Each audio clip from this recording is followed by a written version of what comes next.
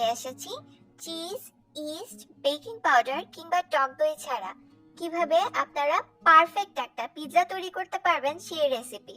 আর এই পিৎজাটা খেয়ে কেউ বুঝবে না যে এই ব্রেডটা তৈরি করতে আপনি কোনো ইস্ট ব্যবহার করেননি কিংবা কোনো টক দই, অথবা পিৎজার স্বাদটাও চিজ পিৎজার থেকে কোনো অংশে কম না। আমি এখানে 1/4 কাপ পরিমাণ লিকুইড দুধ নিয়ে নিচ্ছি, এটা নর্মাল টেম্পারেচারে আছে। এর মধ্যে লেবুর রস দিয়ে দিচ্ছি আধা চা চামচের মতো। এই সবটুকু একত্রে মিশিয়ে আমি একটা সাইডে 5 মিনিটের জন্য রেখে দিব।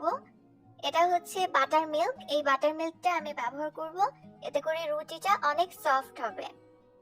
দুধের মিশ্রণটা সেট হয়ে বাটার মিল্কে পরিণত হতে হতে অন্যদিকে আমি 3/4 কাপ পরিমাণ ময়দা আর 1 চা চামচ পরিমাণ চিনি একটা মিক্সিং বোলে নিয়েছি। সেই সাথে নিয়েছি 1/4 চা চামচ লবণ আর 1/4 চা চামচ পরিমাণ বেকিং সোডা বা খাবারের সোডা। এখন শুকনো উপকরণগুলোকে মিশিয়ে নিচ্ছি। এর মধ্যে তৈরি করে নেওয়া বাটার মিল্কটা সম্পূর্ণটা দিয়ে দিচ্ছি। সবকিছু পরিমাণ আমি যেভাবে ব্যবহার করেছি আপনারা যদি সঠিকভাবে ব্যবহার করেন তাহলে কিন্তু অতিরিক্ত পানি বা অতিরিক্ত ময়দা কিছুরই প্রয়োজন পড়বে না। ডোটা খুব সুন্দরভাবে সফট একটা ডোতে পরিণত হবে। এবার 1 টেবিল চামচ পরিমাণ সয়াবিন তেল দিয়ে আমি ডোটাকে খুব ভালোভাবে মেখে নিচ্ছি। আপনারা এই পর্যায়ে বাটার, ঘি কিংবা অলিভ অয়েলও ব্যবহার করতে পারেন। এবার একটা শুকনো টাওয়াল দিয়ে আমি এটাকে ঢেকে রাখছি প্রায় আধা ঘন্টার জন্য। এই পিৎজাটা যেহেতু চিজ ছাড়া তাই চিজের সাবস্টিটিউট হিসেবে আমি এখন যে সসটা ব্যবহার করব হোয়াইট সস, সেটা কাজে দিবে। এর জন্য 2 টেবিল চামচ বাটার নিয়েছি, বাটারের পরিবর্তে ঘি ব্যবহার করতে পারবেন, তবে তেল দিয়ে করতে যাবেন না, তাহলে কিন্তু সেই চিজের যে একটা স্বাদ সেই স্বাদটা কিন্তু মিসিং হয়ে যাবে। এবার নিয়ে নিচ্ছি 2 টেবিল চামচ পরিমাণ ময়দা, ভেজে নিচ্ছি। পুড়ে ফেলা যাবে না, অনবরত নেড়ে চেড়ে ভেজে নিতে হবে। যখন রংটা হালকা একটু চেঞ্জ হয়ে আসবে আর দেখবেন সুন্দর একটা ঘ্রাণ পাচ্ছেন, তখন এর মধ্যে দিয়ে দিতে হবে 1.5 কাপ পরিমাণ লিকুইড দুধ। আর দুধটা দেওয়ার সময় কিন্তু একদিক থেকে দিতে হবে আর অন্য দিক থেকে চামচ দিয়ে খুব ভালোভাবে মিশিয়ে নিতে হবে।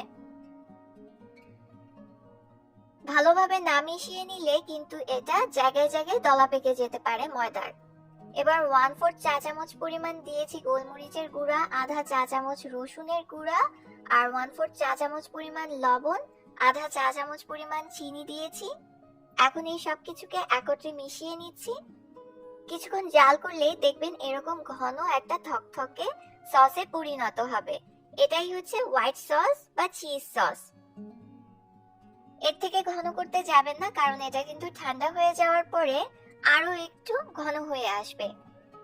এবার একটা বাটিতে নামিয়ে নিচ্ছি।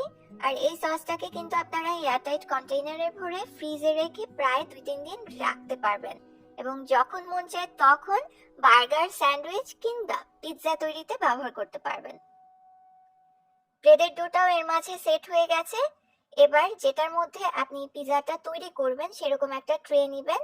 আমি এখানে 7 ইঞ্চির একটা ট্রে নিয়ে আমি এই ব্রেডের ডোটাকে ছড়িয়ে দিচ্ছি। আপনারা চাইলে আগে থেকেই এটা দিয়ে একটা রুটি বেলে তারপরে এই বাটির উপরে বসিয়ে দিতে পারেন। আমি সাইডগুলো একটু চেপে উঁচু করে দিচ্ছি। এবার একটা কাঁটা চামচের সাহায্যে আমি ছিদ্র করে দিচ্ছি, এতে করে পিৎজার যে ব্রেডটা সেটা জায়গায় জায়গায় উঁচু নিচু হবে না, একদম ফ্ল্যাট হবে। এখন দিয়ে দিচ্ছি প্রয়োজন মতো পিৎজা সস। পিৎজা সসের রেসিপি আমার চ্যানেলেই আছে, আপনারা চাইলে লিংক ডেসক্রিপশন বক্সে থাকবে, দেখে নিতে পারেন। আবার চাইলে আপনারা কিনে রেডিমেড এনে ব্যবহার করতে পারেন, এটা আপনাদের স্বাদ অনুযায়ী ব্যবহার করবেন। এবার যে সসটা ব্যবহার করেছি হোয়াইট সস, যেটা চিজের সাবস্টিটিউট হিসেবে ব্যবহার করব, এটা দিয়ে দিতে হবে, এবং এটা আপনারা যতটুকু খেতে চান তাই বুঝে ব্যবহার করবেন। এই সসটা ব্যবহার করলেই যে এটার স্বাদ একদম ডিফারেন্ট হয়ে যাবে এমনটা না, তবে এটার স্বাদ কিন্তু কোনো অংশে সেই চিজ পিৎজার থেকেও কম না, খেতে একটু ডিফারেন্ট, কারণ যেহেতু চিজ নেই, তবে এটাও কিন্তু খেতে বেশ মজার। এবার টপিং দিয়ে দিলাম, আমি 3 রকম ক্যাপসিকাম ব্যবহার করেছি আর দিয়েছি অলিভ, আপনারা আপনাদের পছন্দের টপিং দিতে পারেন। এবার একটা হাঁড়িতে আমি স্ট্যান্ড বসিয়ে ঢাকনা দিয়ে ঢেকে হাঁড়ির যে ছিদ্র আছে সেই ছিদ্রটাকে আমি বন্ধ করে দিচ্ছি। এবার হাঁড়িটাকে গরম করে নিচ্ছি প্রায় 8 থেকে 9 মিনিটের জন্য। এবার সেই পিৎজার যে প্যানটা আছে সেটাকে বসিয়ে দিচ্ছি। আপনারা চাইলে রেগুলার পিৎজার মতো চুলায়ও বেক করতে পারেন, কিংবা চাইলে ফ্রাইং প্যানের উপর ডাইরেক্ট চুলার উপরে রেখেই করতে পারেন। সবগুলোর প্রসেস কিন্তু আমার চ্যানেলে দেখানো আছে। আমি ঢাকনা দিয়ে ঢেকে প্রায় 15-16 মিনিটের জন্য বেক করেছিলাম। পিৎজাটা হয়ে গেছে, আপনাদের আরেকটু কম বেশি সময় লাগতে পারে, সেই ক্ষেত্রে আরেকটু বেক করে নেবেন। আমি উপরে চিলি ফ্লেক্স দিয়ে এবার কেটে কুটে খেয়ে নিচ্ছি। আমি একটা স্লাইস দেখাচ্ছি, দেখেন এটা কিন্তু দেখতে চিজ পিৎজার মতোই লাগছে, তাই না? খেতে কিন্তু বেশ মজার, রুটিটাও ফুলেছে আর নিচে থেকে কিন্তু পুড়েও যায়নি। ঘরে যখন চিজ থাকবে না কিংবা ইস্ট থাকবে না, চটজলদি এই রেসিপিটা ট্রাই করে দেখতে পারেন, আপনাদের ভালো লাগবে।